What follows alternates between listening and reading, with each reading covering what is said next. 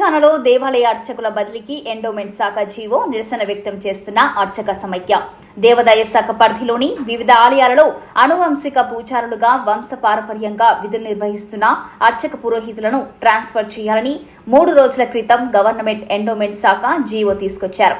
ఎన్నో ఏళ్లుగా వివిధ దేవాలయాలలో వంశపారపర్యంగా వస్తున్న అర్చకత్వాన్ని నమ్ముకుని కుటుంబాన్ని పోషించుకుంటున్నారు అర్చక పురోహితులు.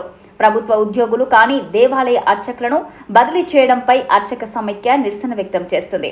ఈ విషయంపై చాతాదా శ్రీ వైష్ణవ సంఘం రాష్ట్ర అధ్యక్షులు అశ్వపురం వేణుమాధవ్ గారి అధ్యక్షతన సమావేశమై సమస్యలను చర్చించి దేవాదాయ శాఖ మంత్రి శ్రీమతి కొండ సురేఖ గారిని కలిసి వినతి పత్రం అందజేయాలని నిర్ణయించుకున్నారు.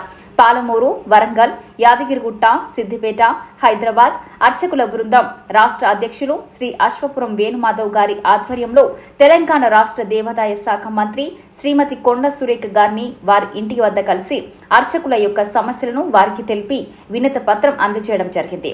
దీనికి సానుకూలంగా స్పందించిన మంత్రి కొండ సురేఖ సంబంధిత అధికారులతో మాట్లాడి ట్రాన్స్ఫర్లు ఆపుతానని హామీ ఇచ్చారు.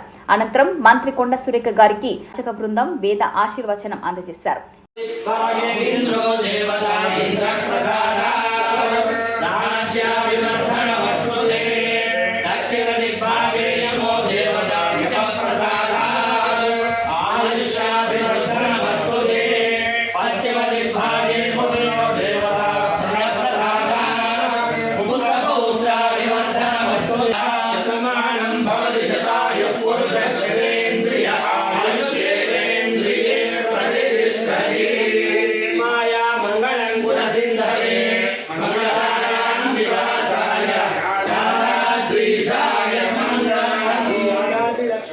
ఈ కార్యక్రమంలో రాష్ట్ర అధ్యక్షులు అశ్వపురం వేణుమాధవ్తో పాటు ఉపాధ్యక్షులు తులసి సత్యనారాయణ, రాష్ట్ర ప్రధాన కార్యదర్శి వెంకట యోగి వెంకటేశ్వర్లు, ఉమ్మడి మహబూబ్ నగర్ జిల్లాలోని వివిధ ఆలయాల అర్చకులు తిరునగిరి సంపత్ కుమార్, శ్రీరాములు, వెంకట్ పూజారి, ముకుంద, తంబిరాజు, శ్రీకృష్ణ, కురుమూర్తి సత్యనారాయణ, శ్రీరాములు, వివిధ జిల్లాకు చెందిన అర్చక పౌరోహితులు పాల్గొన్నారు.